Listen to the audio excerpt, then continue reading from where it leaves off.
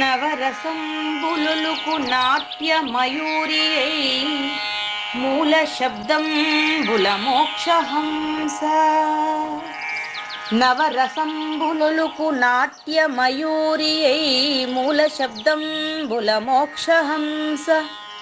పరమ పవిత్రమౌ పరమాత్మ గీతయే నేడు నాట్యం వాడుచుండెగనుమా. పరమ పవిత్రమౌ పరమాత్మ గీతయే నేడు నాట్యం వాడుచుండెగనుమ. మునిరతనార్యులు మోదిల్లు శిష్యుండు, మునిరతనార్యులు మోదిల్లు శిష్యుండు. సహజాచలుని కంఠ శబ్దరీతి.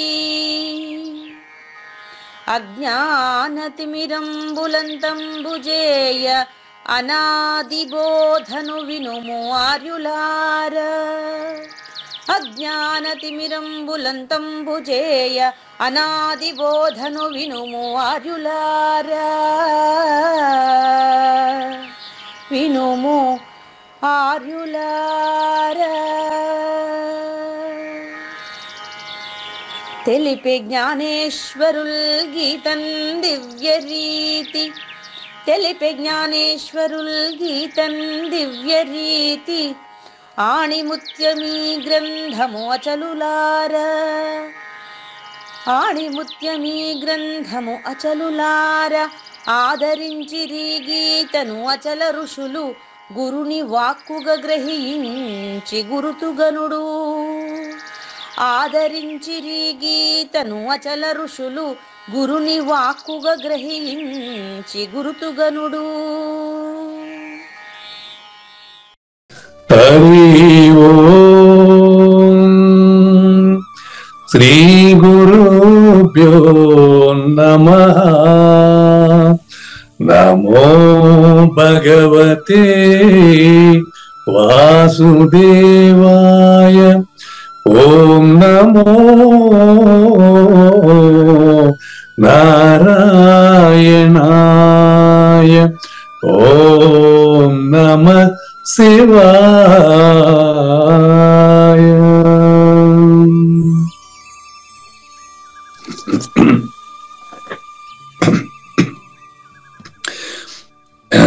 ఈ గీతా జ్ఞానగిన కార్యక్రమం మొదలై నిన్నటికి 1011 రోజులైందండి. ఈ రోజు 1012వ రోజు.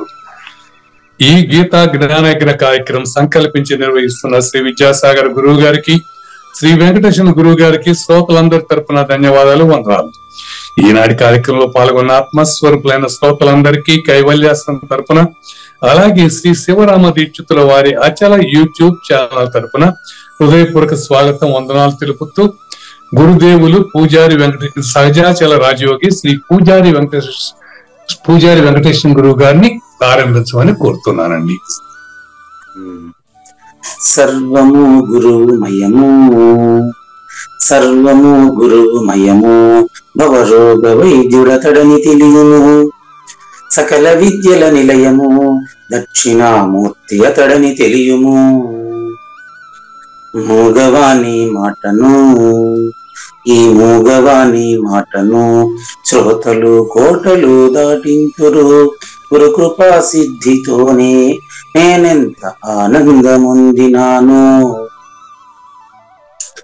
నిజయోగి శ్రీకృష్ణుడు నిజ భక్తుడైనట్టి అర్జునుండు. వీరి సంవాదామృతం జనులార మన పాలిట అమృతం. వేదవ్యాసుడు దీనిని జనుల ఎద వికసించున్నట్లుగాను మహాభారతమందున వెలిగించే కోటి సూర్యుల వెలుగుతో నిత్య సత్య శాశ్వతమైన పరిపూర్ణంలో లేఖని జరుగుతున్నట్లుగా మనకు తెలియబడుతున్న పవిత్రమైన శ్రీమద్ భగవద్గీత జ్ఞానేశ్వర్య జ్ఞానయజ్ఞంలో 1012వ రోజు, అంటే 2023 డిసెంబర్ 10వ తేదీ మనకు 18వ అధ్యాయంలో 16వ శ్లోకాన్ని పూర్తి చేసుకునేదానికి ముందుగా శ్రీకృష్ణ దేశికేంద్రుల ఈ యొక్క 130-31 కందపద్యాలతో శ్రోతలందరికీ సాదర స్వాగత సుమాంజలి. శ్రీ గురుభ్యో నమః. శ్రీమద్భాగవత కృష్ణదేశిక ప్రభులు రచించిన 292 కందార్థ దరువులు సంపూర్ణంగా జ్ఞాన యజ్ఞంలో రోజుకొకటి చొప్పున వ్యాఖ్యానించబడిన విషయం శ్రోతలకు విదితమే. ఈ కందార్థ దరువులను రచించిన 19 సంవత్సరాల వరకు అవి ముద్రణకు నోచుకోలేదని, వాటిలోని నిగూఢ భావాలను మరింత స్పష్టం చేస్తూ రచయిత క్షరాక్షరోపాధి ద్వయదోషరహిత పరమతత్వ కందములు 261 రచించారని, తదుపరి సద్గురు శుభాశీస్సులతో ఈ రెండూ కలిపి ఒకే పుస్తకంగా ముద్రించారని పెద్దలు చెప్పగా విన్నాం. పుస్తకం ఇప్పుడు మన భక్తులతో చాలా మంది దగ్గర ఉంది. ఈ కందపద్యాలు భగవద్గీతకు ఉత్తర గీత వలె సద్గురు భక్తులకు కందార్థ దరువులలోని ఎన్నో సమస్యలకు సమాధానమై విలసిల్లుతోంది. ఎంతో ఉపయోగకరమైనటువంటి ఈ కందపద్యాలను రోజుకు ఒక్కొక్కటి చొప్పున వివరించాలని అడిగిన ప్రత్యక్ష శ్రోతల కోరిక మేరకు జ్ఞాన యజ్ఞంలో శ్రీకృష్ణ పరమాత్మ సందేశానికి ముందే ప్రతిరోజు కృష్ణ ప్రభువుల దర్శనం మహద్భాగ్యంగా భావిస్తూ ముందుకు వెళదామా? నీ కలను వచ్చిపోయిన లోకుల లోకముల వలెని లో నినుగనుమే, నీ కలను నీవు మేల్కొని ఈ కల నటు వలెని చూస్తే ఎటు నిల్వవురా. అందరి కల నీ కల కదా, అందరూ నీ కలను వచ్చి అగుపడిపోవన్. కందుగద నిన్నట్లనే మందమతి కనగదోయి మరిలేననుచున్. కొంచెం జాగ్రత్తగా మనం పరిశీలిస్తే ఈ యొక్క 130 చూడండి. నరస్వప్నం అండి, మూడో నేను. 131 చూడండి, పురస్వప్నం అండి, రెండో నేను. బాగా గమనించండి. నీ కళ అంటే 3 అవస్థల్లో కానీ కళ అండి. బాగా గమనించండి. ఇక్కడ మనకు 3 అవస్థల్లో కనేకల, 3 అవస్థల్లో కనేకల, జాగ్రత్తలు కూడా కనేకల. జాగ్రత్త కూడా కళనే చెప్తాను. ఇది నరస్వప్నము అంటే వ్యక్తిగతంగా ప్రథమ పురుష లేకుంటే మూడవ నేను, అజ్ఞానమైన నేనుకు చెప్పిన మాట. ఇక్కడ నుంచి అవేర్నెస్ చేసి నిన్ను సమిష్టికర్తగా చేసి 130వ పద్యంలోకి తీసుకెళ్తాడు, 131వ పద్యంలో తీసుకెళ్తాడు. ఈ విషయం బాగా అర్థం కావాలంటే మనకి ఈరోజు గీతాచరణ యోగము ప్రదాత, గీతాచరణ యోగం ప్రదాత శ్రీకాంత్ అని ఆయన కూడా మనకి ఇప్పుడు లైన్ లో ఉన్నట్టున్నారు. వారు ప్రశ్న ఇస్తారు చూడండి. ఆ ప్రశ్న మళ్ళీ మీరు ఇక్కడ గ్రూప్ నాగేశ్వర ప్రజెంట్ చేస్తే కూడా ఇబ్బంది లేదు, మీరు గ్రూప్ లో చూశారు. దానికి ఇప్పుడు నేను రిప్లై ఇచ్చాను. ఏమనంటే అవగాహన పెంచుకొని ప్రశ్నించండి అని చెప్పారు.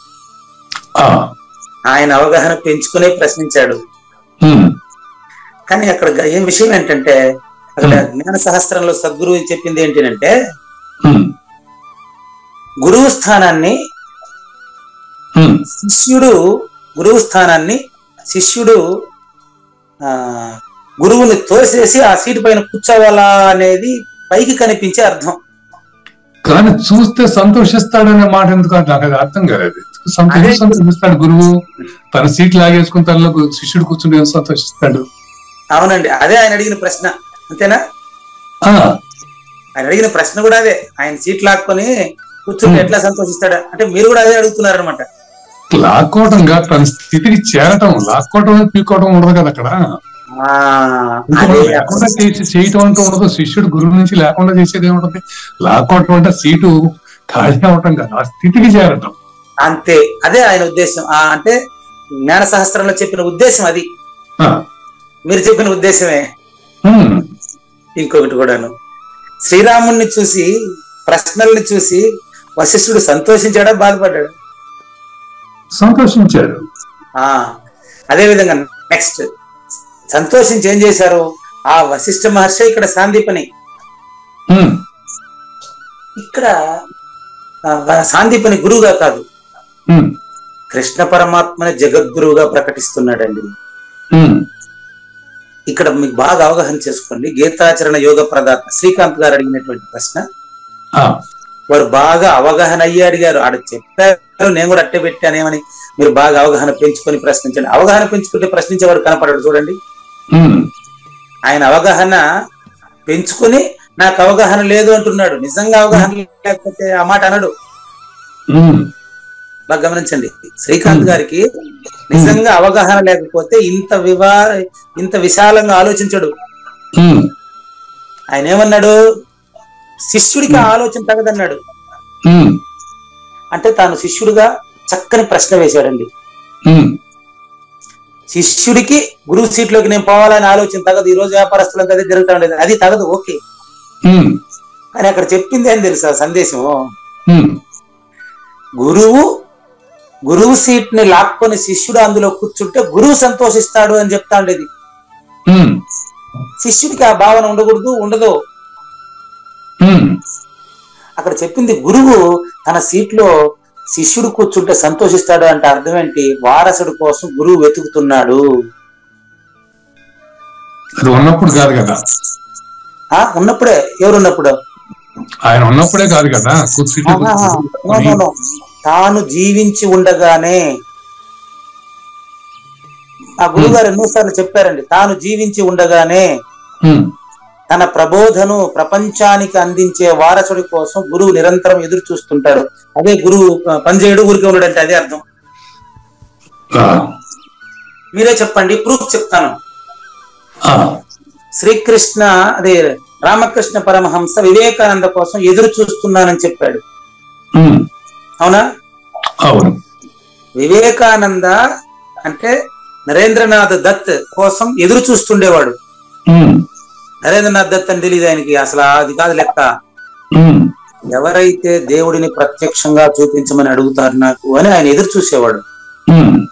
సరిగ్గా ఆయన వస్తానే, అయ్యా నాకు ఒకే ప్రశ్న, మిగతంతా లేదు, చెప్పండి అని ఈ యొక్క వివేకానంద అంటే అప్పటికి నరేంద్రనాథ్ అడుగుతాడు, నాకు దేవుణ్ణి చూపిస్తావా, నాకు దేవుణ్ణి చూపిస్తావా, ఇదే ప్రశ్న. దేవుణ్ణి చూసారా, నాకు దేవుణ్ణి చూపిస్తారా, వెంటనే ఇచ్చేసాడు ఆయన ఆన్సర్. మళ్ళీ దొంక తిరుగుడు లేదు. దేవుణ్ణి నేను చూశాను కాదయ్యా, చూస్తున్నాను. ఎక్కడండి? నీలోనే. ఇప్పుడు గురువు సీటు శిష్యునికి ఇచ్చేసినాడా, అదే వచ్చేసిందా? గురువు పీఠమే శిష్యుడి పీఠమే గురువు గారు. శిష్యుడు ఎప్పుడు గురువు పాదాల దగ్గర ఉండి తీరాల్సిందే, అందులో సమస్య లేదు. మీరు చెప్పేది ఇద్దరు ఉండేటప్పుడు, ఇద్దరు లేనప్పుడు కూడా. ఇద్దరు లేనప్పుడు ఇద్దరిని గురించి చెప్పేవాడు ఎవరున్నాడా? ఇప్పుడు రెండు ఒకటే, ఆ గురువు పాదాల దగ్గర శిష్యుడు అంటే ఒకే దాంట్లో ఒక స్థితి. గురువు ఒకటే అన్నప్పుడు ఇక రీప్లేస్మెంట్ అనే పదం ఎక్కడ వస్తుంది? లాభం స్థానం ఆక్రమించే పదం మాట రాదు కదా. చెప్తాను. ఒక వరలో రెండు కత్తులు పెడతావా? ఒక వరలో రెండు కత్తులు ఇమ్మడవు. అది కరెక్ట్, అది కరెక్టే. గురువు ప్రపంచానికంతా ఒకడే గురువా, 10 మంది గురువులు ఉన్నారా? గురువు ఒకళ్ళే. అది చెప్తా ఉండేది. ఆ ఒక్క స్థానాన్ని శిష్యుడు ఆక్రమించాడని శ్రీకృష్ణుడిని చూసి సాందీపని సంతోషించాడా లేదా? ఇప్పుడు ఆ రకంగా తీసుకుంటే మరి అంత నిగూఢంగా తీసుకోవాలంటే కష్టం కదా గురువు గారు. అదే ఆయన అడిగింది కూడా. అది మన వ్యవహారికంగా ఆలోచించాలి కానీ అంత బియాండ్ దట్ లెవెల్ ఆలోచించాలంటే ఎవరికి అర్థం అవుతుంది? ఇప్పుడు ఒక మఠాధిపతి ఉంటే ఆ మఠాధిపతిని పీకేసేసి ఈయన కూర్చున్నాడు అనుకోండి, శిష్యుడు, గురువు సంతోషిస్తాడా? అది శిష్యుడి వైపు నుంచి ఆలోచిస్తే మీరు చెప్పేది. గురువు కూడా సంతోషించడు. నో, అహంకారంతో కూడింది. గురు స్థానాన్ని వీడు ప్రాక్టికల్ గా ఆక్రమిస్తుంటే అహంకారం పూరితమైంది. అది అదేనండి, అది గురు శిష్యులు ఇద్దరు ఆలోచించే మాటలు ఇవన్నీ. సద్గురు స్థానాన్ని సద్గురువు జీవించి ఉండగానే మా గురువు గారు చాలా సార్లు సంతోషపడ్డారండి. కురుపూడి నాగేశ్వరరావుని పిలిచి మరీ సంతోషించారండి. తన శిష్యుడిగా, అంతే, తన స్థితిలో వచ్చిన శిష్యుడిగా. సరేనండి, ఆయన శిష్యుడు అని మీరంటారు, నాకు గురువు అనే కదా అంటాను. అవును, నాకు గురువు అనే అంటాను. అదే చెప్తున్నాను మీకు. మా గురువు గారు ఇలా చెప్తారండి ఆయనకి. ఏమనంటే మా గురువు గారు అంటే ఇప్పుడు ఎవరినైనా పరిపూర్ణ దయానిధి వై హరి గారిని కూడా అడగండి, అదే చెప్తారు. ఏమంటారంటే, ఆహా, సచ్చిదానంద పగడాల వెంకటేశ్వర అవధూత ఆశ్రమం అంటే విజయవాడలో ఉండేద్దా, ప్రపంచానికి తెలిసిండేది ఇప్పటికే? ఇక్కడ మారుమూలలో ఎక్కడనో చిత్తూరు జిల్లాలో కేవీపీపురం మండలం ఆర్య గ్రామంలో కాళహస్తికి విసిరేసినంత దూరంలో, 30 కిలోమీటర్ల దూరంలో ఉండే ఈ కుగ్రామం, ఈ ఆశ్రమం ప్రపంచ స్థాయిలో తెలియబడుతూ ఉంది అంటే నాకు ఏం కావాలనైనా వెంటనే ప్రకటించారు. మళ్ళీ మిగతా విషయం పక్కన పెట్టేయండి. గురుగారు పరిపూర్ణ దయానిధి వై హరిహాశ్రమంలో పిలిచి అందరినీ 7 పీఠాలు ఉన్నాయి గురువు గారికి. 7 పీఠాల అధ్యక్షుల్ని పిలిచి ఇంకా మీదట మీరు 7 మంది కూడా పూజారి వెంకటేశ్వర గారు ఏం చెప్తే అదే రకంగా వెళ్ళండి, నాకు జ్ఞానానికి వారసుడు నా శిష్యుడే. వచ్చే సంవత్సరం 4 గంటలు, ఇప్పుడు ఆయన కాలధర్మం చెందక ముందు 4 గంటలకు ముందే ప్రకటించాడు. ఏమనంటే వచ్చే వార్షిక పూజకు ఈ ఆశ్రమానికి నేను వస్తానో రానో తెలియదు, ఇక్కడ నుంచి పూర్తిగా పూజారి వెంకటేశం గారు ఏం చెప్తే అన్ని పీఠాలు అదే వినండి. అవధూత ఆశ్రమానికి సంబంధించినటువంటి కలపల మునిరత్నం గారి ద్వారా ఏర్పాటు చేయబడినటువంటి ఆయన కూడా ఇదే చెప్పారు, మీరు చెప్పిందే. ఆయన గురు బాలాజీ సింగ్ గారి ద్వారా, బాలాజీ సింగ్ అని పేరు పెట్టుకుంటాంలే, బాలాజీ సింగ్ గారి ఆశ్రమం, పుల్లమనాయుడు కండిగా, తర్వాత ఇంకా చాలా ఉన్నాయి కదా, అన్ని కూడా వెంకటేశం గారు చెప్పినట్టే మీరు వినాలి, పూజలంతా ఆయన ఆధ్వర్యంలో జరిపించండి, ఆయన చెప్పినట్టే వినండి అన్నారు. గురువు గారు ఆయన ప్రబోధన ప్రపంచానికి అందిస్తున్నప్పుడు సంతోషించారా, బాధపడ్డారా? సంతోషించాడు. ఒక శిష్యుడు గురువుగా శిష్యుడి విషయంలో సంతోషించాడు. అదే ఆడ చెప్పింది, అదే ఒకసారి చూసుకోండి జ్ఞాన సహస్రంలో అదే చెప్పింది. ఇదే మీరు ఈ వైపు నుంచి ఎందుకు ఆలోచిస్తారు, ఆ వైపు నుంచి ఆలోచించండి. ఇక్కడ లాగేసి ఆ స్థానం పీకేసి ఆ గురువులో కూర్చోవడం అనేది కాదు, ఆ గురువును గౌరవిస్తూ గురువు పాదాలు తింటూ ఆ గురువు యొక్క జ్ఞానాన్ని అందరికీ పంచడం అనేది ఆ క్రియ వేరు. సీట్లు లాక్కోవడం అనేది ఉండదు, అక్కడ ప్రసక్తి లేదు, ప్రసారమే. అది ఇప్పుడు పూజారి వెంకటేశ్వర లాగానే కాదా, ప్రసారమే. అది మీరు ప్రసారం చేస్తున్నారు, గురువు యొక్క జ్ఞానాన్ని మీరు ప్రసారం చేస్తున్నారు, కానీ ఆ సీట్లు మీరు లాక్కోవాలా. ఈ సందర్భంగా ఈ విషయాన్ని మన చేత చెప్పించట కొరకే గీతాచరణ యోగ ప్రదాత ఆయన, ఎందుకంటే ఆయన వల్లే ఆ గ్రూప్ వచ్చిందండి. గీతను ఆచరించే విధానాన్ని స్పష్టంగా ప్రపంచానికి తెలియజేయట కొరకే గీతాచరణ యోగం అనే ఒక కొత్త గ్రూప్ ని క్రియేట్ చేసినటువంటి శ్రీకాంత్ గారు మన ద్వారా ఇంత వివరమైన సమాధానం అందించడం కోసమే అవగాహన లేకుండా ప్రశ్నిస్తున్నాను అన్నారు. ఈ అవగాహన ఆయనకు ఉంది కాబట్టి మన ద్వారా ఇదన్నీ చెప్పించడం కోసం ఆయన ఈ ప్రశ్న వేశారు. అటువంటి సరైన అవగాహనతో మనం ఈ 2 కంద పద్యాలను చూద్దాం. చూడండి, ఇప్పుడు మీరు 2 వైపుల నుంచి ఆలోచించండి. ఒకటి శిష్యుడి వైపు నుంచి, అది 130. తర్వాత మీరు గురువు వైపు నుంచి కూడా ఆలోచించాలా, అది 131. గుర్తుపెట్టుకోండి, 2 చెప్తున్నాను. ఇంతసేపు మీరు ఈ పక్క నుంచే చూశారు, శ్రీకాంత్ చెప్తే దానిని కంపడిపోయారు. నేను ఒకడున్నాను ఈ పక్క 25లో కూర్చొని చెప్తాండా, ఇది కూడా అండి 20లో లేదు చెప్పండి. 25లో ఒకడు కూర్చొని చెప్తాండా, ఏనండి శూన్య సింహాసనం పెట్టుకొని కూర్చోండా. చెప్పండి. కలపల మునిరత్నం గారు శూన్య సింహాసనం అందించిపోయినారు కదా, అది పెట్టుకుని కూర్చోండి. అది కూడా ఒకసారి చూడండి. చూడండి, శ్రీకాంత్ గారు ప్రశ్నించింది వ్యష్టి నుంచే అండి. నేను చెప్తా ఉండేది సమిష్టి నుంచే అండి.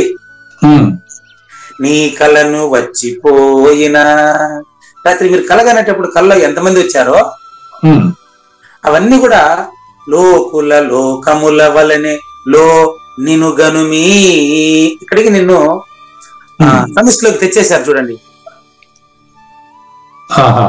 ఎట్లా తెచ్చారో చూపించేదా. గురువు శిష్యుడు ఇద్దరు లేరు ఇక్కడ, బాగా గమనించండి. ఇంతసేపు మాత్రమే గురు శిష్యులు ఇద్దరు. ఇప్పుడు శ్రీకాంత్ గారి కృప వల్ల, మనం గీతాచరణ యోగ ప్రదాత కృప వల్ల మన ఇద్దరు ఒకటే అయినాం. ఈరోజు శూన్య సింహాసనం పైన కూర్చోండి చెప్తా, మీరు వచ్చి 25లో కూర్చోండి చెప్తా. అప్పుడు మీరు నాగేశ్వర ప్రసాద్ గా ఉండేటప్పుడు అది 3 అవస్థలకు సంబంధించిన వ్యవహారం. 3 అవస్థల్లో దేనికి అది నిజమనుకుంటారు. ఇప్పుడు మీరు శూన్య సింహాసనం పైన ఉన్నారు. లోకుల లోకముల వలనే, అందరి లోకులు లోకాలన్నిట్లో కూడా నాగేశ్వర ప్రసాదులుగానే కలే కదా కన్నారా వ్యష్టిగా. లో ఆవిడ ఎంత క్లారిటీగా పదాన్ని అక్కడ విప్పజెప్పి చూపించారు, మనం చూసారు, మీరు చదివారు. లో నాగేశ్వర ప్రసాద్ లో, లో అంటే ఏంటి? నాగేశ్వర ప్రసాద్ లో, వింటున్న శ్రోత లో, లో నిన్ను గన్ను 25గా చూడనాయనా. ఇద్దరు ఉండారా ఒకడే ఉండారా చూసుకో. 25లో నాగేశ్వర ప్రసాద్ లోనే కూర్చోండేది గురువు. ఆ గురువు ఏమంటా ఉంటాడు తెలుసా, నేను తనీగా లేనరా బాబు, నాయన నాగేశ్వర ప్రసాద్ నువ్వే ప్రపంచానికి అందించవయ్యా అని మేకా నిర్భయానంద స్వామి కూర్చొని హెచ్చరిస్తున్నాడు చూడవయ్యా. లో నిన్ను గను మీ నాగేశ్వర ప్రసాద్ అనే నిన్ను కాదు, మేకా నిర్భయానంద అనే నిన్ను గను. దానికి నిన్ను విద్యాసాగర్లు తెచ్చి ఇక్కడ కూర్చోబెట్టింది.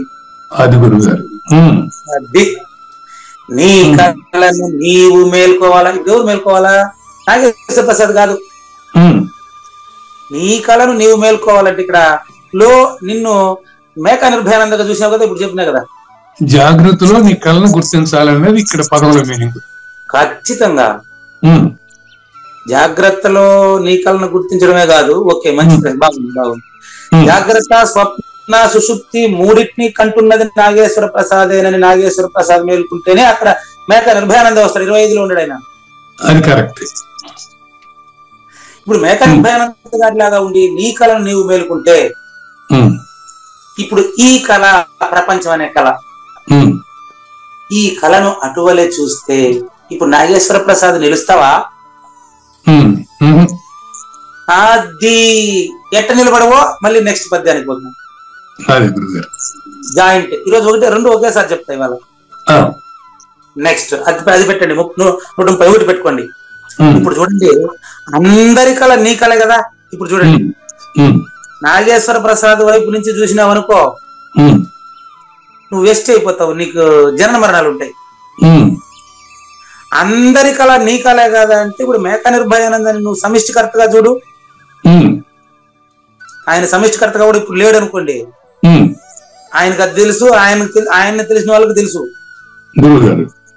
అందరి కళ నీ కళే కదా. అందరూ కంటా ఉండే కళకు మహాకారణ శరీరం ప్రకారం, నేను ఇందాక చెప్పిన శూన్య సింహాసనం ప్రకారం అందరి కళ ఆకాశానిదే కదా. ఆకాశం గురించి రేపు వస్తుందండి, ఆకాశం గురించి రేపు కందపద్యం చెప్తుంది. అందరి కళ నీ కళే కదా అంటే ఇప్పుడు నువ్వు సమిష్టికర్త కింద చూసినావంటే నువ్వు నాగేశ్వర ప్రసాద్ కాదు. అందరూ నీ కళను వచ్చి అగుపడిపోతున్నారు. ఇక్కడ చెప్తా ఉండేది సురస్వప్నం అయ్యా. సురస్వప్నంలో కనేవాడు తనీగా ఉండడు. అవును, అది అట్ట పట్టుకోండి. ఎందుకు ఇప్పుడు మీరు ఉండడానికి ఎందుకు చెప్పారు తెలుసా? చెప్పింది నాగేశ్వర ప్రసాద్ అనే దేహంతోనే. అక్కడ సద్గురుమూర్తి మీ యొక్క ఆయన మేకా నిర్భయానందని పెట్టుకున్నారు కాబట్టి అవును కదా, అణువు నేనే కదా అని మీకు అర్థమైపోయింది. అక్కడ నాగేశ్వర ప్రసాద్ కనపడడు, మేకా నిర్భయానంద ఉంటాడు. ఎట్లుంటాడు తెలుసా? తల్లి, తండ్రి, నిర్భయానంద ముగ్గురు ఆడు ఉన్నాడు. చూసుకోండి, ఇప్పుడు మీ అమ్మగారు మీకు పవిత్రమైన మానవ జన్మని ఇవ్వబట్టే మేకా నిర్భయానంద. మీ తండ్రి అమ్మగారిని పరిణయం ఆడడం పట్టే మేకా నిర్భయానంద దొరికారు మనకు. తర్వాత మీ నాగేశ్వర ప్రసాద్ మూడో ఆయన కాబట్టి పార్వతి అమ్మ, పరమేశ్వరుడే తండ్రి, నాగేశ్వర ప్రసాద్ గురువు, సారీ మేకా నిర్భయానంద గురువు. వీళ్ళ ముగ్గురిని వదిలిపెట్టి మీరు ఆడ చూపించండి. అంతేనా? అంతేనండి, క్లియర్ గా ఉంది గురుగారు. పార్వతీ పరమేశ్వరుల అర్ధనారీశ్వర తత్వమే అమ్మ నాన్న. అవును, వింటున్న ప్రతి శ్రోతకి వర్తిస్తుందా? మీకు ఒకరికేనా ఇది? అందరికి. కాబట్టి పార్వతీ పరమేశ్వరులు అనేటువంటి అర్ధనారీశ్వర తత్వము అమ్మా నాన్నగా చూస్తే మరి మేకా నిర్భయానంద మీలో నుంచే చెబుతున్నటువంటి గురుతత్వాన్ని ఒకసారి చూసినప్పుడు శూన్య సింహాసనం అధిష్ఠించి చెప్పకనే చెబుతున్నాడు. మోగవాడి మాట ఇది గుర్తుపెట్టుకోండి. మూగవాడి మాట అంటే పూజారి వెంకటేశం మాట కాదు, గురువు మాట అని అర్థం. అంతేనండి. మీరు గుడ్డోడై చూడాలి. ఇప్పుడు అంటే ఈ కంటితో చూడబాకు, చర్మచక్షువుల్ని పక్కన పెట్టి చూడవయ్యా అని అర్థం. చర్మచక్షువుల్ని మూసేసి, అంతేగాని ఈ కళ్ళు మూసుకోకపోయినా నాకు సంబంధంలే. సద్గురుమూర్తి ఇచ్చిన ఆ దృష్టిలో నుంచి చూపు ఇచ్చాడు కదా, దాని నుంచి చూడండి. అందరి కళ నీ కలే గదా అంటే శూన్యుడు గంట ఉండే కళ. శూన్యుడు ఇప్పుడు చెప్పండి, నిన్న చెప్పినటువంటి విషయాలు అర్థమైపోయింది మీకు. సూర్యుడు సూర్యకిరణం ఒకటే, మేకా నిర్భయానంద నాగేశ్వర ప్రసాద్ ఒకటే. ఇది తెలుసుకున్నప్పుడు గురువు సంతోషిస్తాడా, సంతోషించడండి? సంతోషిస్తాడు. ఇది మీరు తెలుసుకున్నప్పుడు మీ గురువు సంతోషిస్తున్నాడు అనే విషయమే అక్కడ చెప్పింది. ఈ దృష్టితో బియాండ్, ఏం పదం వాడారండి మీరు, బియాండ్ గా ఆలోచించేది ఎవరికి ఉంటుంది అని చెప్పారు. అది బియాండ్ అనే పదం నాకు రాలే. Public service commission chairman first ఉపయోగించారు నాకు ఆ పదాన్ని. ఆయన అక్కడ రెమ్యూనరేషన్ కి నాకున్న సౌకర్యాలు నా అవసరానికి కంటే 3 గంటలు ఎక్కువ ఉన్నాయండి, ఇవన్నీ నేను తీసుకోనని చెప్పేటప్పటికే అక్కడ ఉపయోగించారు ఆ పదం. మళ్ళీ ఇప్పుడు మీరు ఉపయోగించారు ఆ పదం. మీరు ఇలాగా బియాండ్ గా ఆలోచించే వాళ్ళ దగ్గర మాట ఎక్కడ ఉందండి అంటాడు ఆయన. అట్లా ఇప్పుడు మీరు ఆ పదం వాడారు, ఇప్పుడు నాకు అది చాలా సంతోషం వేసింది. శ్రీకాంత్ అనేటువంటి ఆయన అవగాహన అంటే గీతాచరణ యోగ ప్రదాత శ్రీకాంత్ ఏ ఆలోచనతో చెప్పారో అది మీరు ఎస్టాబ్లిష్ చేశారు. వారు చెప్పింది మనం చెప్తాం, అంతకంటే అంటే వారి తరపు నుంచి మీరు ప్రశ్నిస్తారు, చెప్పాను కదా. అదేలేండి, మీరు ప్రశ్నించేటప్పుడు ప్రపంచంలో 84 లక్షల జీవరాశుల్లో అందరి మానవులు ప్రశ్నించే ప్రశ్న అంతా మీరు ఇచ్చేస్తున్నారు. వారు చెప్పింది మనం వెల్లైట్ చేసాం, అంతే అంతే అంతే. ఇప్పుడు చెప్పండి, ఇప్పుడు మీకు అక్కడ కర్తలేదు కదా, మరి ఇంకా మీరు గురువే కదయ్యా అని మీ గురువు సంతోషిస్తున్నారు, నేను కాదండి. అందరి కళ నీ కలే కదా, అందరూ నీ కళను వచ్చి అగుపడిపోవన్. ఇప్పుడు చెప్పండి, ఇక్కడ అందరూ అనేటప్పటికి 84 లక్షల జీవరాశులు, ఒకరు పుట్టినారని నీకు సంతోషం, ఒకరు సచ్చినారని నీకు దుఃఖం పడతావా నువ్వు? నాగేశ్వర ప్రసాద్ అయితే దుఃఖపడతావు. అదే మేక నిర్భయానంద స్థితిలో ఉండవా, సమిష్టి స్థితిలో ఉంటే దుఃఖపడేదానికి రెండో వాడు ఉన్నాడా? శూన్యమే సర్వము, అదే ఆకాశం, అదే సృష్టి విన్యాసము. ఇంకొక విషయం మీకు గుర్తు చేస్తా, నిన్న చెప్పిన విషయం గుర్తు చేస్తా, టైం అయితే అవుతుంది. నిన్న మీరు అసంబద్ధం అనే పదం వాడారండి, ఎగ్జాక్ట్ మంచి పదం అండి. ఎరుక పుట్టనే లేదనేది నాకు అసంబద్ధంగా రాసి పెట్టుకోండి ఇప్పుడు బాగా. ఎరుక పుట్టలేదు, ప్రపంచం పుట్టలేదు అనే మాట నాకు అసంబద్ధంగా అనిపిస్తుంది గురువు గారు అన్నారు. ఇప్పుడు మీ గురువు గారు మేలుకున్నారయ్యా. మీ గురువు గారికి అమరులు తండ్రి ఎవరు? మేక నిర్భయానంద అమరులయ్యా. గురువు గారు చెప్పండి. మరణమే లేదయ్యా. చూడండి, ఆయన చెప్తారు, ఇప్పుడు వినండి కావాలంటే. మీ ప్రశ్న ఏంటి? పరిపూర్ణంలో ఎరుక పుట్టలేదనేది అసంబద్ధంగా అనిపిస్తుందా మీకు? ఇది మీ నుంచి రాలేదండి, ఆయన మేక నిర్భయానంద గారు వేసిన ప్రశ్నేనండి. దీనికి ప్రూఫ్ చెప్తాను మీకు. మనం రాసుకున్నది పరిపూర్ణ దర్శిని, అంతకుముందు ఇలపకుర్తి. పొన్నాల రాజయోగి వంశానికి మకుటాయమానంగా వెలుగుతున్నాయని ఇలపకుర్తి. పొన్నాల రాజయోగి సాంప్రదాయాన్ని దశ దిశలా వ్యాప్తి చెందింపజేసిన ఇలపకుర్తి. ప్రస్తుతం సీతారాం ప్రభ ఎడిటర్ అయినటువంటి మంచిరాజ్ శ్రీనివాసమూర్తి గారి గురువు గారు ఆయన. వారి యొక్క పరిపూర్ణ దర్శనం చదివానండి నేను. అందులో రాస్తాడు, మొదటి 2-3 పేజీల్లోనే ఉండదు ఈ విషయం. సృష్టికి మూలమైనటువంటిది నాసదీయ సూక్తం, ఋగ్వేదం 10వ మండలం నాసదీయ సూక్తంలో విషయాలను చెప్తాడు ఆయన అనుభవాన్ని. పరిపూర్ణం ఇలపకుర్తి వారికి అనుభవం అండి. ఇలపకుర్తి రామచంద్రరావు అనేటువంటి అచల పరిపూర్ణ సద్గురుమూర్తి అచల ఋషికి పరిపూర్ణ అనుభవమే. ఎస్. మేక నిర్భయానంద కూడా అనుభవమే. ఎస్. ఎట్లా ఇప్పుడు చెప్తాను చూడండి. ఇప్పుడు చెప్పండి, ఇలపకుర్తి వారు చెప్పిన దాన్ని మేక నిర్భయానంద స్వామి నా దగ్గర చెప్పిస్తున్నారు. క్లియర్? అంతే గురుగారు. ఇప్పుడు మనం ఎక్కడున్నాం? ఇక్కడ లేవు, గుర్తుపెట్టుకోండి. పరిపూర్ణంలో ఎరుక పుట్టలేదు, ప్రపంచం లేదు అనేది మీకు అసంబద్ధంగా అనిపిస్తుంది, అంతేనా? దీనికి సమాధానం మీకు ఇలపకుర్తి రామచంద్రరావు గారు రాసిన పరిపూర్ణ దర్శనం అనే గ్రంథంలో మొదటి 4-5 పేజీల్లోనే ఉందండి. ఏముందంటే, అసలు సృష్టి అనేటువంటి పదము పరిపూర్ణ సిద్ధాంతంలో అసంబద్ధము అని రాశారు. ఇప్పుడు అది గుర్తొచ్చేసి, ఎందుకంటే పూర్ణమునందు ఎరుక పుట్ట లేదనే శివ రామదీక్ష అని చాలా సార్లు పాడుకున్నాం మనం. పరిపూర్ణ దర్శనంలో ఉంది అది. కాబట్టి పరిపూర్ణం అనేటువంటి పదం ఏమిస్తుందంటే, పూర్తిగా ములుగుచ్చడానికి సంధి లేకుండా ఉండే తత్వంలో పరిపూర్ణంలో, అటువంటి పరిపూర్ణంలో ఎరుక విచారించిన తర్వాత ఈ నిజం తేలుతుంది అని ప్రారంభంలో మొదలచలము నిరిగించదాని సూత్రం తిరిగించేశారు. తర్వాత విచారింపు చేశారు. పుస్తకం అంతా 300 పేజీల పైన ఉండేది. కాబట్టి ఆ అసంబద్ధము ఎవరికి అసంబద్ధం? శిష్యుడికి అసంబద్ధం. శిష్యుడికి అసంబద్ధం. ఎందుకంటే అరే ఇంత స్పష్టంగా నామరూపాలు కనిపిస్తా ఉంది, ఈయన గురువు, ఆయన శిష్యుడు, ఇది పీఠం, ఇది మఠము, ఇది ఆకాశము, ఇది భూతము, ఇది గాలి, ఇది నీళ్ళు, ఇదంతా కనిపిస్తుంది కదా అని చెప్పేవాడు గుర్తిరిగేవాడు. కాబట్టి పరిపూర్ణంలో ఎరుక అసంబద్ధంగా అనిపించేది ఎవరికి అంటే ఎరుకను ఫీల్ అవుతున్న వాడికి. దానికి ఇప్పుడు ఉదాహరణ సింపుల్ గా చెప్పేస్తా చూడండి. ఇంకా కూడా మీ ఫేస్ లో క్వశ్చన్ మార్క్ నాకు కనిపిస్తా ఉంది. చెప్పండి. ఉంది క్వశ్చన్ ఇప్పుడు తీసేస్తా. మీ క్వశ్చన్ మార్క్ ఇప్పుడు పెరిగేస్తాను చూడండి. ఇప్పుడు మీరు నిద్ర అనుభవం మీకుంది, గాఢ నిద్ర అనుభవం మీకుంది, నిజమే. గాఢ నిద్రలో నాగేశ్వర ప్రసాద్ లేదు అని నేను చెప్పడం మీకు అసంబద్ధంగా ఉంది కదా? అవును. ఎస్, క్లియరా? క్లియర్ అండి. ఇప్పుడు మీ క్వశ్చన్ మార్క్ తీసేస్తున్నా, మీ క్వశ్చన్ మార్కే తీసేస్తున్నా. మళ్ళీ చూడండి, గాఢ నిద్రలో కావూరు నాగేశ్వర ప్రసాద్ లేడు అంటున్నాను, పుట్టలేదనలేదు, లేదు అంటున్నాను. లేదు అనేటువంటి విషయం మీకు అసంబద్ధంగా అనిపించినప్పటికీ మీరు ఒక్కసారి గాఢ నిద్రలోకి పోయి గురువు గారు నేను లేదన్నాను కదా, ఏది నేను ఉన్నాను అని మీరు ఒకసారి చెప్పండి. చెప్పలేం. మరి అదే నా పరిస్థితి కూడా. అట్లాంటిది పరిపూర్ణం. అది గాఢ నిద్ర వలెను అనిపించు, అది అచల పరిపూర్ణము. క్లియర్గా ఉందా? శ్రీ బృహద్వాసిష్టము వినరయ్య శ్రీధరుల సిద్ధాంతము, శ్రీ విష్ణు సూర్య గురుకు చెప్పినది అచల పరిపూర్ణము. కల సృష్టిక, ఈరోజు రెండు పద్యాలు కళ గురించే.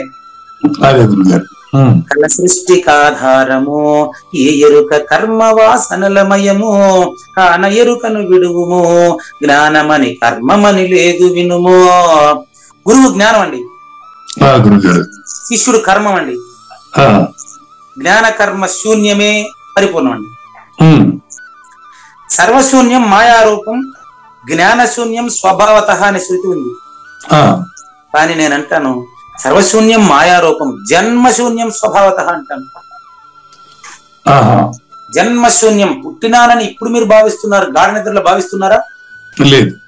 మీరు ఉన్నారా లేదా? అప్పుడు ఉన్నాను, కానీ ఇప్పుడు చెప్తారు అన్నమాట, అప్పుడు చెప్పలేరు. అదేనయ్యా పరిపూర్ణ స్థితి.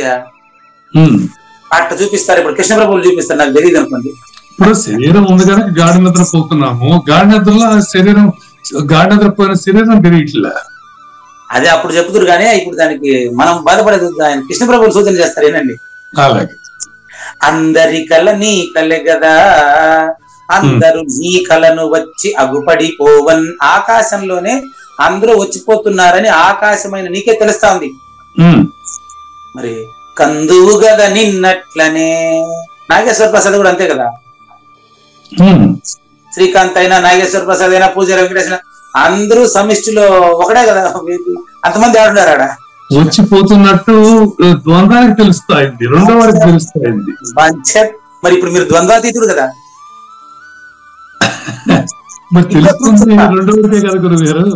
నేను ప్రూఫ్ చెప్తాను. ఏదైనా ఒకటి తెలుసుకుంటున్నావు అంటే దానికంటే వేరుగా ఉండేదాన్నే నువ్వు తెలుసుకుంటావు. నీకంటే వేరుగా ఉండే ద్వంద్వాన్ని నువ్వు తెలుసుకుంటున్నావు అంటే నువ్వు ద్వంద్వాతీతుడయ్యా బాబు. నువ్వే పరిపూర్ణుడు తండ్రి, తత్వమసి, నువ్వు పరిపూర్ణుడు. నీ నిజ రూపం అచలో నాయన, అక్కడ నేను లేదయ్యా. నువ్వు నన్ను చూసినావంటేనే నీకు ఎరుకొచ్చి కూర్చుంటది. నిన్ను చూస్తే పరిపూర్ణమే. మొదటి నిన్ను చూడు అయ్యా.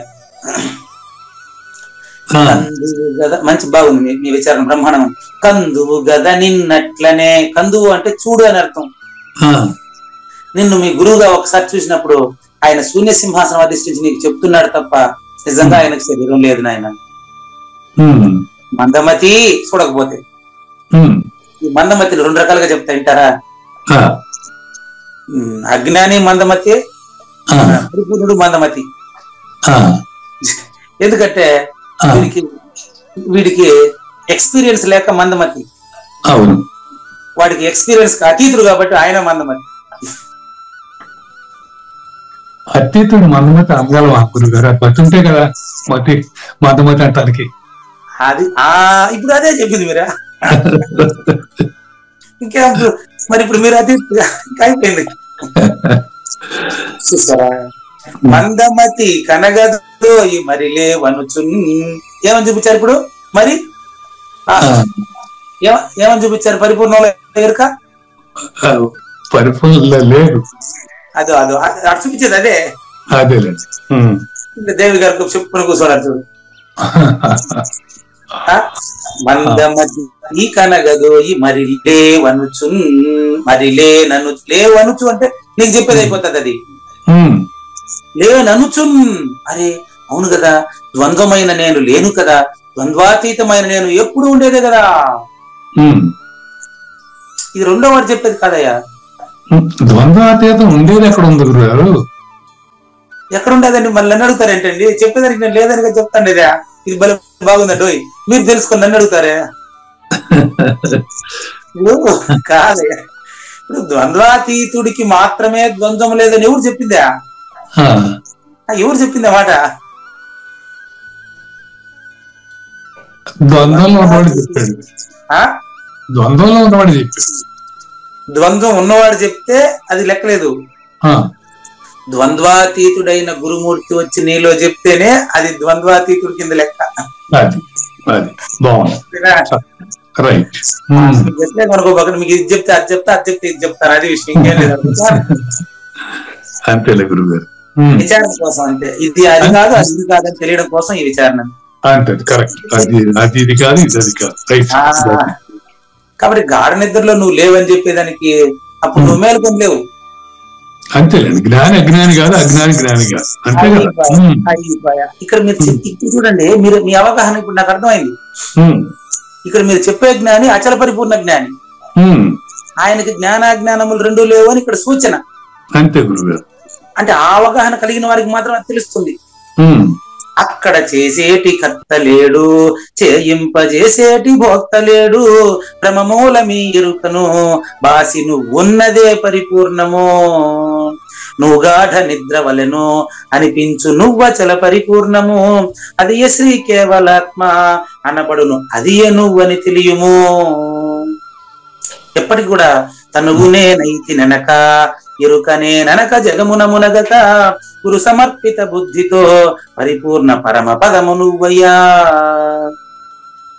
ఇప్పుడు చెప్పండి, ఒకటి అను వస్తువేది, దాని మొదలున్నతను వస్తువేది, ఇవి రెండు కళ్ళ ఎనుచు సద్గురుని చేరుటే పరిపూర్ణము. మాట ఎక్కడుంది? అక్కడ ఉన్నదేదో చెప్పుమా అది బయలు, కన్నదేదో చెప్పుమా. ఎటు చెప్పేదా? కన్నది ఎరుకరా ఆ జోలికి ఎన్నడును పోబోకురా. అందులో చెప్పేదంతా ఎరుకే. ఎరుక చిత్రాతి చిత్రముగను, ఈ ఎరుక చిత్ర శోభల చూపును. ఎరుక నెడబాస్తివేని ఆ పైన ఎరుగుటకు ఎవరుందురు? ఎవరిని అడుగుతారు మీరా? చెప్పేదానికి ఎవరున్నాడు ఇక్కడ అని శూన్యమే శూన్యానికి చెప్పి శూన్యం అవ్వాలని చెప్పారు. ఆకాశం అంటే శూన్యం ఎట్లా అనేది 132లో రేపు చూద్దాం. రచయితకు ధన్యవాదాలు తెలియజేస్తూ, చూడండి మాట్లాడుకునే గీతాచరణ యోగ ప్రదాత శ్రీకాంత్ కూడా మిమ్మల్ని బాగా చూసేశారు, పరిశీలన చేసేశాడు. ఆయన చెప్పాలని చెప్పించాడు.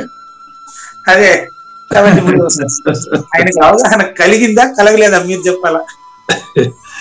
ఆయన చెప్పాలని చెప్పించాడు. ఆయన తెప్పించాడు మీ దగ్గర కదా. అట్లా ఆయన పోయి అడగడు, ఒప్పుకోడు. ఒప్పుకున్నా ఒప్పుకోపోయినా అంతే. అంతే, very good, thank you. Next ఇప్పుడు మనం జ్ఞానయజ్ఞం రెండో భాగానికి వచ్చేసాం. కృష్ణ ప్రభువులు ధన్యవాదాలు తెలియజేస్తూ మనం ఇక్కడ అసలు పూర్తిగా అదే విషయమేనండి కొనసాగి. అంత పరిపూర్ణ సూచనలే గురుగారు. తీసుకోండి, జ్ఞానేశ్వర భగవద్గీత సగంలో ఉన్నామండి, 16వ శ్లోకం విశ్లేషణ సగంలో ఉన్నాం. తీసుకోండి, 18వ అధ్యాయం 16వ శ్లోకం. తత్రైవం సతి కర్తారం ఆత్మానం కేవలం తుయః పశ్యతి అకృత బుద్ధిత్వాత్. అక్కడ మందమతి, ఇక్కడ అకృత బుద్ధి. పశ్యతి అకృత బుద్ధిత్వాత్ న స పశ్యతి దుర్మతి. అకృత బుద్ధి, దుర్మతి, మందమతులు మాత్రమే పరిపూర్ణాన్ని పరిపూర్ణంగా చూడలేరు. కానీ సకృత బుద్ధి మరి గురువుని నమ్మినటువంటి వాళ్ళు, శూన్య సింహాసనం అధిష్ఠించి సద్గురు బోధను విననేర్చి చెప్పనేర్చుకున్నటువంటి వాళ్లకు ఈతన గురించి తెలిసిన వాడు ఈతన గురించి ఎక్స్ప్లెయిన్ చేస్తే బాగుంటది. ఈతన గురించి పుస్తకం చదువుకున్నవాడు ఎక్స్ప్లెయిన్ చేస్తే అంత బాగుంటుంది. అవునా కదా? అవును. ఈతని గురించి ఈదిన వాడికి పుస్తకాలు చదువుకొని చెప్పాలనా? రాత్రి అబ్బాయి గారికి నిన్న ఇంటర్వ్యూ ఉంది అన్నాడు. ఇప్పుడు పుస్తకం చదివి ఈత నేర్పితే ఆడు ఎట్లా నేర్చుకుంటాడు గురుగారు? నేర్చుకున్నట్టే లెక్క. గురుగారు పుస్తకం చదివి ఈత నేర్పిస్తే వాళ్ళిద్దరు గంగమ్మ పాలు. అట్లా అబ్బాయి గారు నిన్న ఒక ఇంటర్వ్యూకి అటెండ్ అయ్యాడు. ఎక్కడ బెంగళూరులో పోయి కాదు, ఇక్కడ ఇంట్లో నుంచే. అన్న నాకు ఇంటర్వ్యూ ఉంది, కాసేపు తర్వాత వస్తానని పోయినాడు. వాళ్ళు చెప్పేటువంటి మాటలకి ఇతను చెప్పేటువంటి మాటలకి సరిపోయింది. అదే అంతకుముందు ఎవరో చెప్పి ఫేక్ ఎక్స్పీరియన్స్లు పెడతాం, అది పెడతాం అంటా ఉండే. అవన్నీ వద్దు. కానీ నాకు చేసిన కోర్సు ఏంటంటే వెబ్ డెవలపర్. నేను చేసిన కోర్సు ఇది, నా నైపుణ్యం ఇది, మీరు ఏమైనా చెప్పండి, నేను అడగ నేను చెప్తాను అంతే, వేరే సబ్జెక్ట్ అంతా నాకు వద్దని ఇంటర్వ్యూలో కూర్చున్నాడు. వాడు కూర్చున్నాడు, కాన్సెప్ట్ అంతా వచ్చింది, ఆఫర్ లెటర్ వచ్చేసిందని. అది నేను పోయి కూర్చుంటే ఇంటర్వ్యూలో చేయగలనా? ఆడేది ఎప్పుడు రాత్రి మగుళ్ళు ఏం లే 1 year ముందు ల్యాప్టాప్ కొనియండి అన్నాడు. ఎప్పుడు ఆ ల్యాప్టాప్ లోడుకుంటా ఉండేవాడు, ఎప్పుడు అర్ధరాత్రులు కూడా అదే చూసుకుంటా ఉండేవాడు. నిన్న వచ్చినాడు, వెంటనే మెయిల్ వచ్చేసింది. అది ఏం ఉండాలి, అది వాడికి తెలుస్తుంది. కానీ దాని గురించి నేను పోయి కూర్చుంటే ఇంటర్వ్యూలో నాకు తెలుస్తుంది. అది వాడికి తెలిసింది, ఎట్ట ఆఫరో ఏందో అది మనకు తెలియదు దాని గురించి. అట్లా ఇక్కడ అకృత బుద్ధి పరిపూర్ణాన్ని చూడలేడండి, గురుమతి చూడలేడండి. ఎందుకు చూడలేడో ఈరోజు అది ఇంకా 20 నిమిషాలు ఉంది మనకు. 16వ శ్లోకం పూర్తవుతుంది. 17వ శ్లోకం కథ గురువెరుగు. కర్మలను అనొచ్చు వాడు ఈ శరీరమునకు నేనే అని వారు వాస్తవంగా నమ్మేసి ఉన్నాడు. మూడో నేను నమ్మేసిన వాడికి మనం పరిపూర్ణాన్ని చూపించగలమా? రెండో నేనులోకి వస్తే అప్పుడు చూపిస్తామో చూస్తాడో చూడడం వాడి ఇష్టం, మనకు తెలియదు. అది చూపిస్తామంటే చూపు ఇస్తామండి. మళ్ళీ మళ్ళీ మళ్ళీ ఆటోమేటిక్ అందరూ బస్ ఎక్కేసారు, నేను చూపిస్తారు అన్నారు వచ్చేసి. చూపిస్తానంటే గురువు ఇచ్చిన చూపు నీకు ఇస్తా, అది నువ్వు తీసుకోవాలంటే నువ్వు రెండో నేనులోకి రావాలి, సాధన సంపద ఉండాలి. ఇట్లా వారు తలంచుటకు కారణము నేను ఆత్మను మరియు నేను కేవలము పరిపూర్ణుడు అనేటువంటి అవగాహన వారికి లేకపోవడమే. నేను పరిపూర్ణానికి సాక్షి అండి, పూజారి వెంకటేశ్వర సాక్షి అండి పరిపూర్ణానికి, కావూరు నాగేశ్వర ప్రసాద్ ప్రశ్నే సాక్షి పరిపూర్ణానికి. కానీ పరిపూర్ణ సాక్షి రహితం అండి. నేను సమస్త కర్మలకు కేవలం సాక్షి మాత్రమే. నేను పరిపూర్ణానికి ఇరుకకు మధ్యలో ఉన్నాను. నాది శూన్య సింహాసనము, నాకేమి తెలీదు, నేను అమాయకుడు, నేను అప్రయోజకుడు, నేను సాక్షి అనేటువంటి విషయం వాడు చెవిని పడితే ఒప్పుకోడు. వాడు నాకు ఆ దండికి తెలివి ఉంది కదా, నేనెట్ట అమాయకుడు అంటారు. అరే నాయన, అమాయకుడు అంటే తెలివి లేనివాడని కాదు, మాయాతీతుడని అర్థం అమాయకుడు అంటే. అప్రయోజకుడు అంటే నన్ను అంత పెద్ద తప్పు మాట్లాడతావా అని అనేది కాదు. అప్రయోజకుడు అంటే అర్థం ఏంటంటే ఏ ప్రయోజనం ఆశించని వాడని అర్థం. నిన్న పోలీస్ స్టేషన్ లో పెద్ద గొడవ జరిగింది. ఎదుగునే పోలీస్ స్టేషన్, నిన్న పోలీస్ స్టేషన్ లో పెద్ద గొడవ జరిగాయి. ఆయన ఏదో బండ బూతుగా తిడతాడే పాపం. అయితే కొట్లాడుకుందామా కూడా అనే, కొట్లాడుకోవాలంటే ఇద్దరు కావాలి కదా అయ్యా అంటే గుమ్మని కూర్చున్నాడు. కొట్లాడుకోవాలంటే మన ఇద్దరు కావాలి కదా, నా బదులుకు నువ్వే మాట్లాడుతున్నావు కదా, ఇప్పుడు ఎవరు కొట్లాడాలని అడిగినా నేను. ఆయన గుమ్మని కూర్చున్నాడు పాపం ఎస్ఐ ముందరనే. అంటే ఎందుకు ఆయనకు అర్థం కాలేదు, నేనేం మాట్లాడుతున్నా ఆయనకు అర్థం కాదు అది విషయం. కాబట్టి నేను సాక్షి అంతేనండి, నేను శూన్య సింహాసనంలో ఉన్నాను. ఈ విషయం ఆ మూడో నేనులో ఉండేవాడు గురుముఖంగా విచారించకపోతే వాడు చెవిలో కూడా వేసుకునేది ఇవంతా.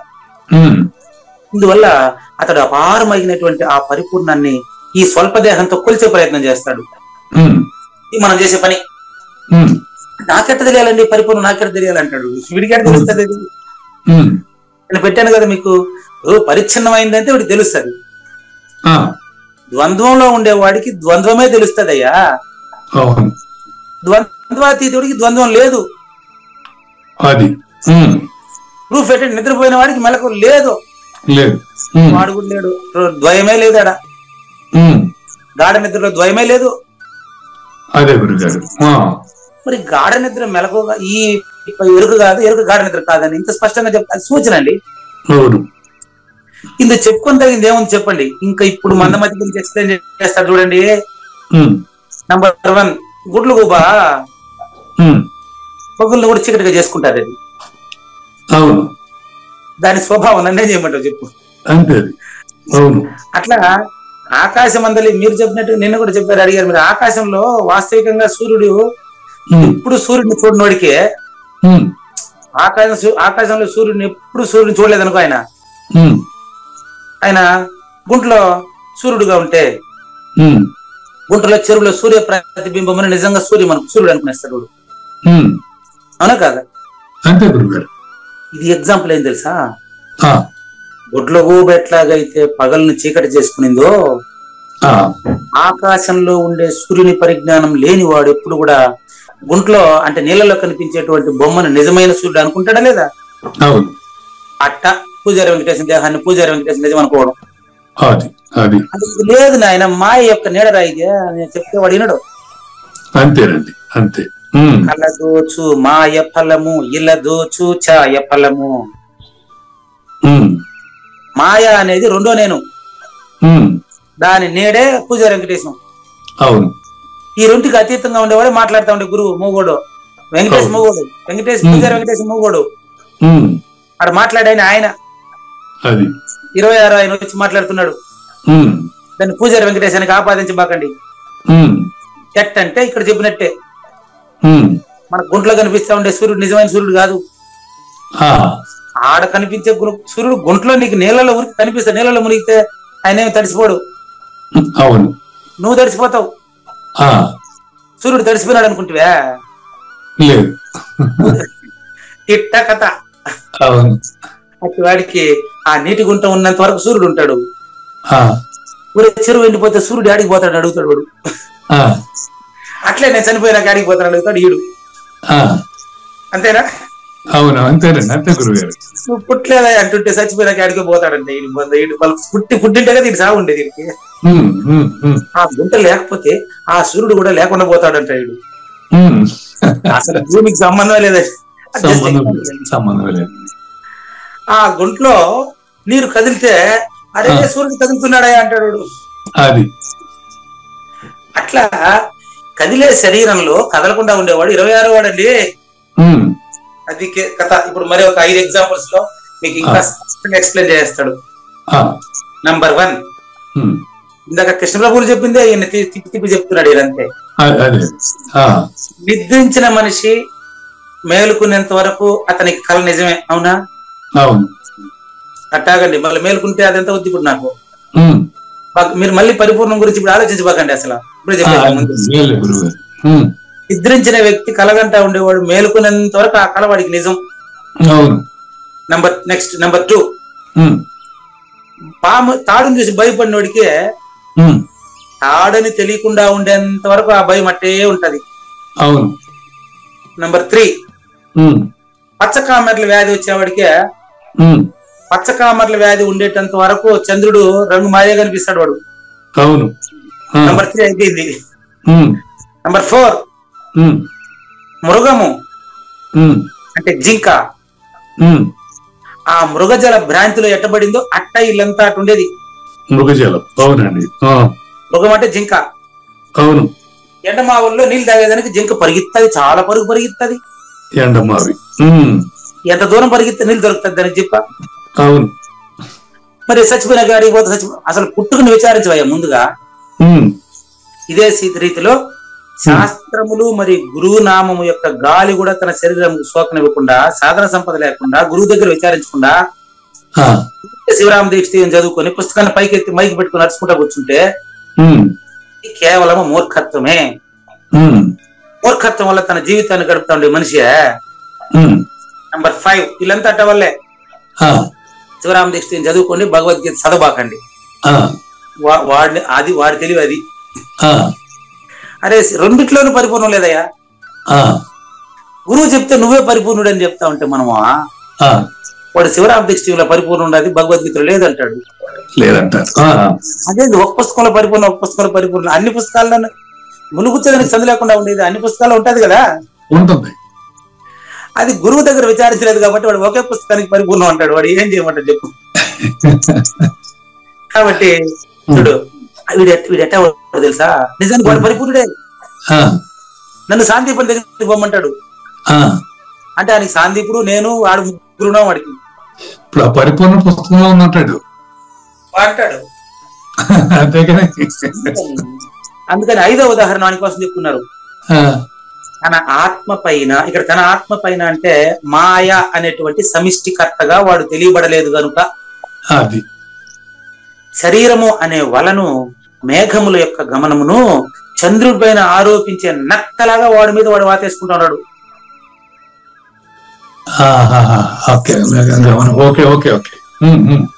బాగా ఎక్స్ప్లెయిన్ చేస్తలే. నక్క పైకి చూస్తుందండి. నక్క పైకి చూసి ఓయమ్మా చందమామ పరిగెత్తా ఉన్నాడు నాయన, ఇది కూడా పరిగెత్తాది వెనకాల. చెప్తున్నాను. పరిగెత్తినట్టు మబ్బులు కదిలేది, అవును. చందమామ కదలట్లే, అవును. జస్ట్ ఎగ్జాంపుల్, 5వ ఎగ్జాంపుల్ అండి ఇది.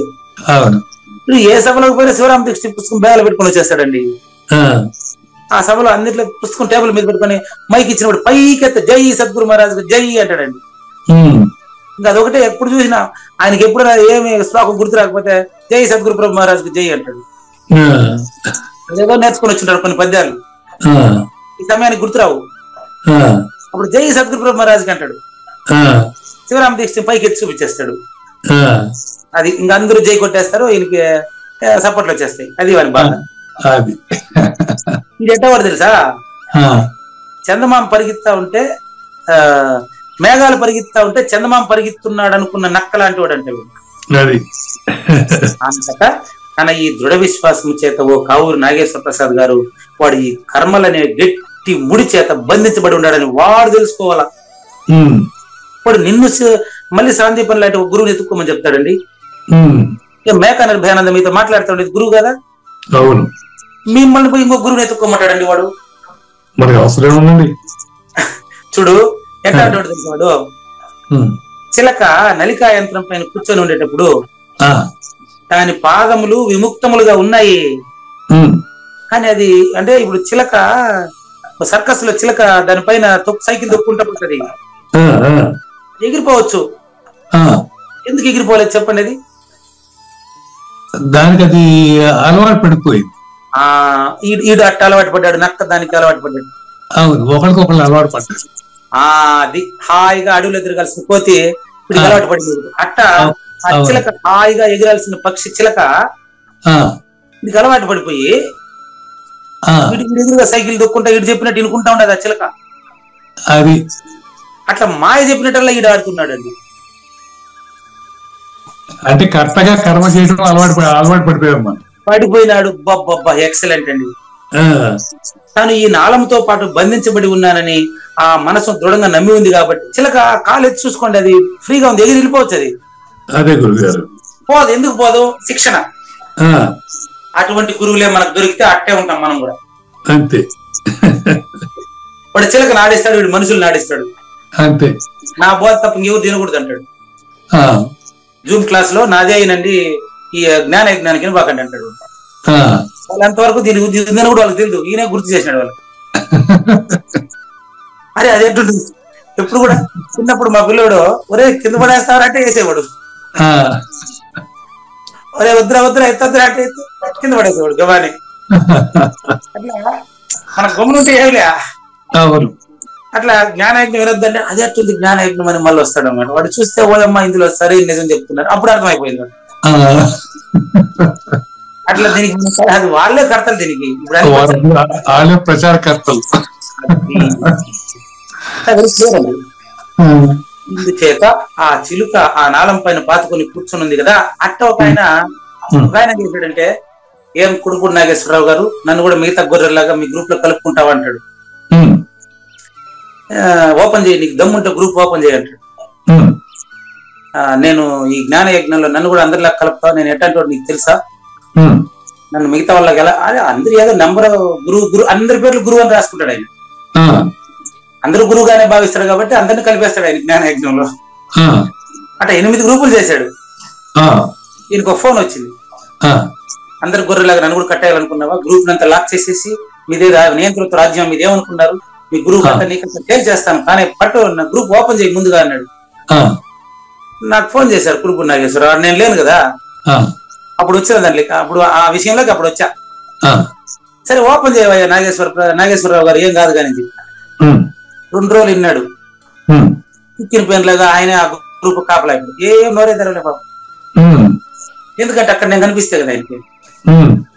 ఆయన శ్రీమించిన అచల బోధ అంటే ఇది పూజారి వెంకటేశం గారి గ్రూప్ అని అనుకున్నాడు ఆయన.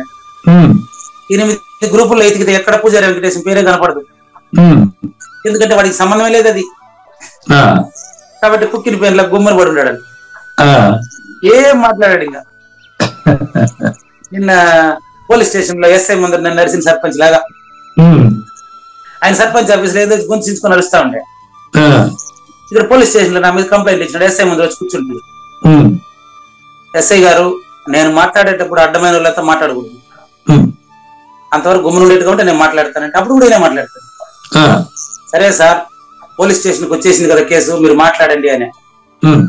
మాట్లాడండి అనేది కూడా మాట్లాడమేనయ్యా, నువ్వు నోరు మూసుకుని కూర్చుంటేనే నేను మాట్లాడతాను, నేను పూర్తయ్యేంత వరకు నువ్వు నోరు ఎత్తుకుంటున్నాను.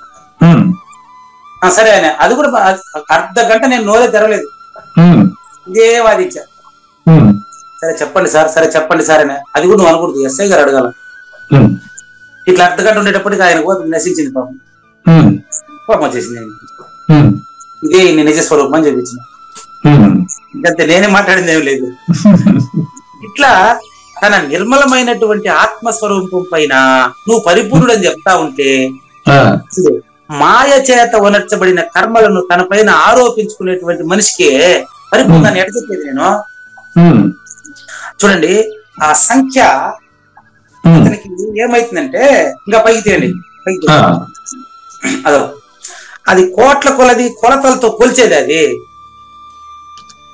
దీనికి డాక్టర్ నాగులపల్లి శ్రీనివాస్ గారు మంచి నిర్వచనం ఇచ్చారు నాకు పరిపూర్ణ దర్శనం రాసేటప్పుడు. భూమి 1,000 యోజనముల విస్తీర్ణములు ఉండును అంటే దానికి 10 వేసుకుని రాసుకుని పోసినారు అన్ని పుస్తకాలు. అట్లా రాయకూడదండి అని చెప్పారు. ఎందుకు అంటే ఆయన చెప్తాడు, ఎవరు డాక్టర్ నాగులపల్లి శ్రీనివాస్ చెప్తారు దీన్ని. సాంఖ్య పరిశీలన చేసేటప్పుడు ఏం చెప్తారంటే, గుడ్డిగా రాసుకొని పోతారండి గ్రంథాలు, ఎందుకు రాస్తారో తెలియదు. భూమి 1,000 యోజనముల విస్తీర్ణం అంటే 1 యోజనము అంటే ఇంత, ఇదంతా భూమికి పైన ఉంటది. నీళ్ళు కూడా యోజనములేనా? నీటిని కొలిచేది నాటికన్ మైళ్ళు అంటారు, భూమిని కొలిచేదానికి యోజనములు అంటారు, నీటిని కొలిచేదానికి నాటికన్ మైళ్ళు అంటారు. కారు నడిపేవాడిని డ్రైవర్ అంటే, గుర్రం నడిపేవాడిని రౌత్ అంటారు, విమానం నడిపేవాడిని పైలట్ అంటారు. అట్లా భూమిని కొలిచేది యోజనాలతో, నీళ్ళను కొలిచేది నాటికన్ మైళ్ళతో, అగ్నిని దేంతో కొలిచేది, గాలిని దేంతో కొలిచేది, ఆకాశాన్ని దేంతో కొలిచేది నేను. కాబట్టి భూమి 1,000 యోజనములు, తర్వాత నీళ్లు 10 కోట్ల యోజనములు, తర్వాత అగ్ని 20 కోట్ల యోజనములు, గాలి 30 కోట్ల యోజనములు, ఆకాశం 40 కోట్ల యోజనములు అని ఉంది. అక్కడి నుంచి లెక్క పెట్టుకున్నాడు. ఇంకోటి ఆత్మ 50 కోట్ల యోజనములు, పరమాత్మ అట్లా లెక్కేసుకుంటూ పోయినాడు వాడు. అరే యోజనాలు భూమి మీద మిగతా చోట లేదు. కర్మల చేత కొలిచే ప్రయత్నం చేస్తారు. అదే గురుగారు, బడబాగ్ని సముద్రం కింద ఉంటే కూడా ఈ సముద్ర జలం దాన్ని ఇప్పుడు తాకదు. సద్గురుమూర్తి కావూరి నాగేశ్వర ప్రసాద్ లో ఉంటే కూడా సద్గురుమూర్తి ఎప్పుడు కావూరి నాగేశ్వర ప్రసాద్ ని తాకలేదు.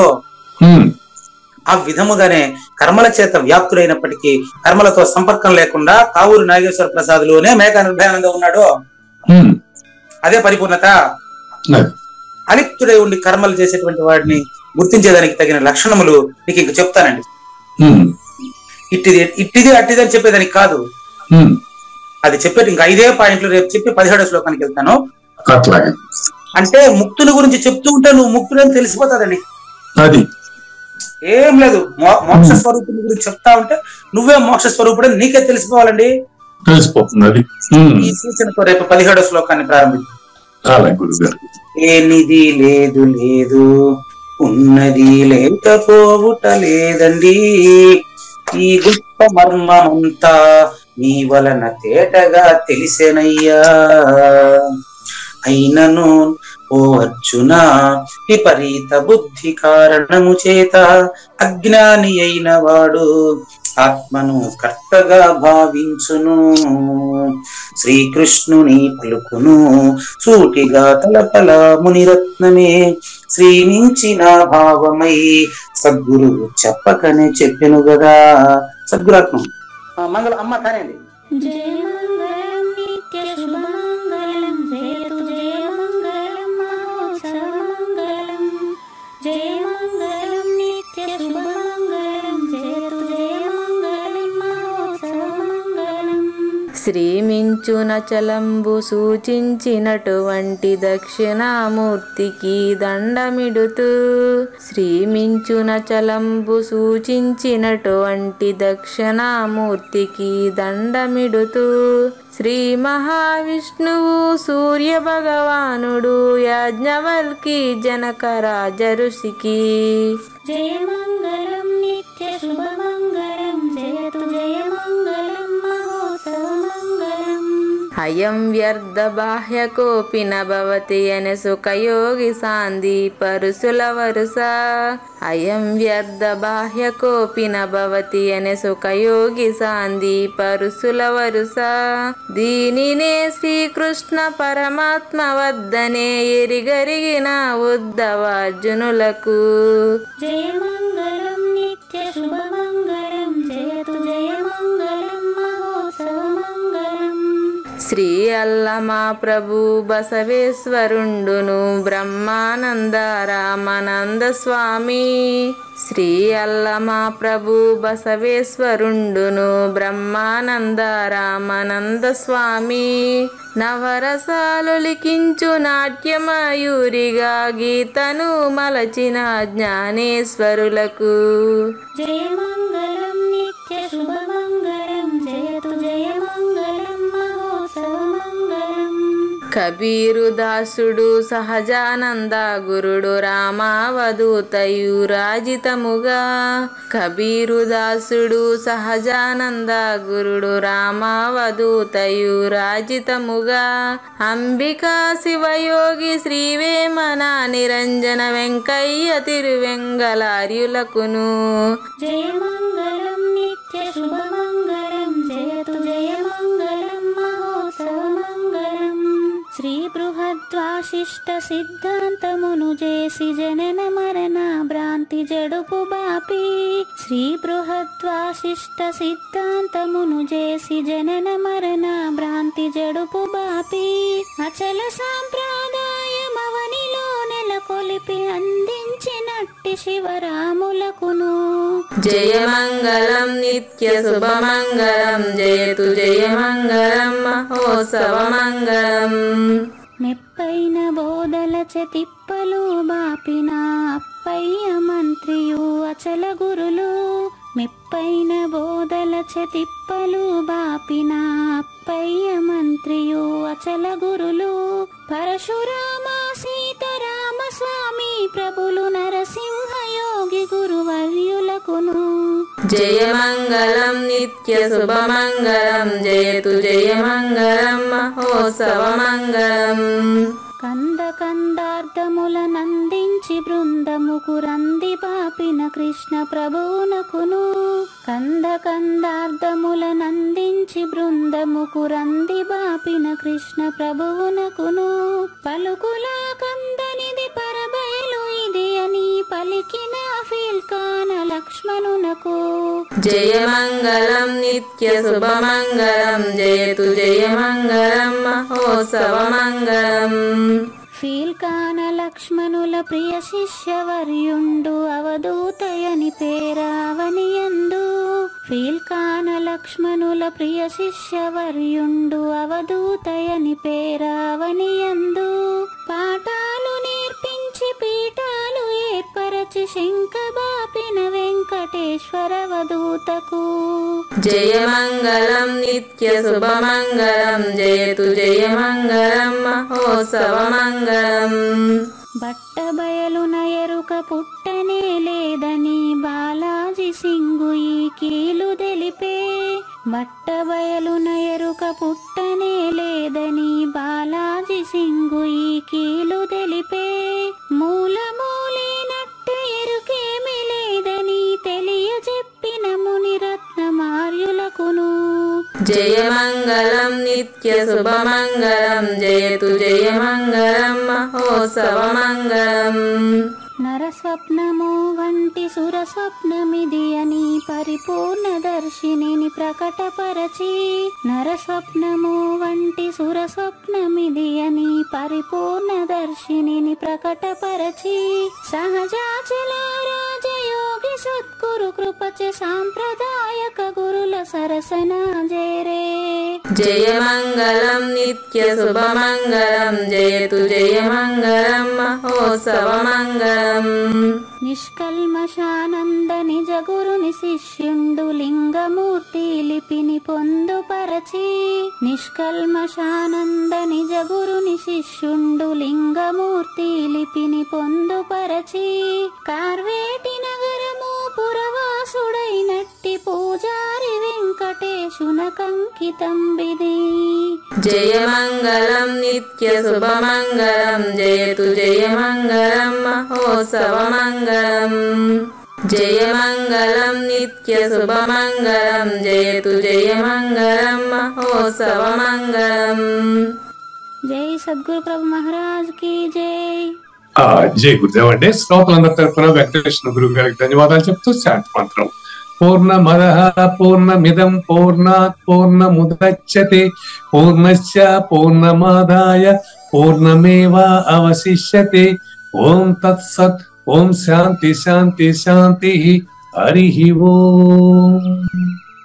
అశరీరం సర్వదా అస్తి శరీరం రహితం సదా అయమేవ సద్యో ముక్తిః అన్యథా భ్రమకారణం